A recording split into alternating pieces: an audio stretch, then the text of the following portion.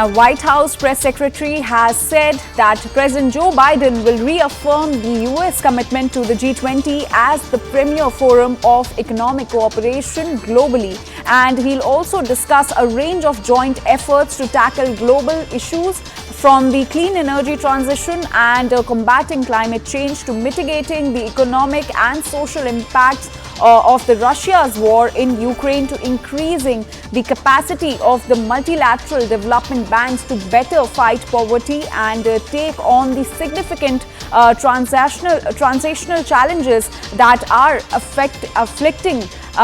affecting countries across the world. So this is the reaction that is coming in from the White House press secretary on the upcoming G20 summit in India. Let's listen in. The President will reaffirm the U.S. commitment to the G20 as the premier forum of economic cooperation globally.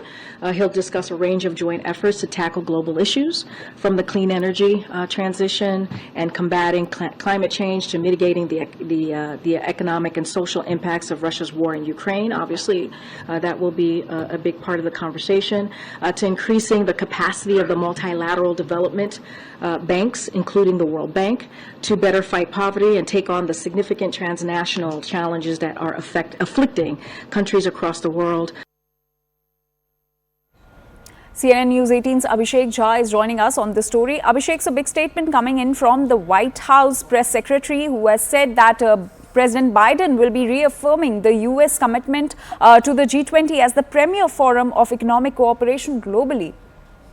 Well, Anjali, we know that President Biden will be in Delhi for almost 3 days during the G20, summit level talks. And while there will be close and intensive engagements on the issues pertaining to G20 charter, there will be other aspects of bilateral, multilateral cooperation also that the leaders will be discussing, talking about the clean energy, climate change, food security, energy security, fertilizer security in the global, trade dynamics is very important right now, because though it is related to the economic development or economic, financial structuring of the world, but we know that it has been badly impacted with the geostrategic conflicts that are happening right now in, we can say, Russia-Ukraine conflict, or things that has happened in the Taiwan Strait between China and Taiwan and other parts of the world also, where the conflicts have impacted the global supply chain disruption. They have also disrupted the overall thinking process of how to go from fossil fuel to the non-fossil sources of energy.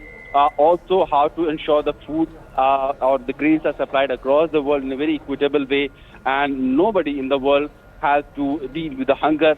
How the fuel prices are kept at a level where the smallest country of the world, or the poor nations in the southern globe of the world, can also afford for their own welfare or for their own economic uses. So these are the issues that are going to be top of the agenda, and clearly US President has expressed his opinion that he is going to be engaged with the world leaders on such issues of economic importance in the arena of world financial structure.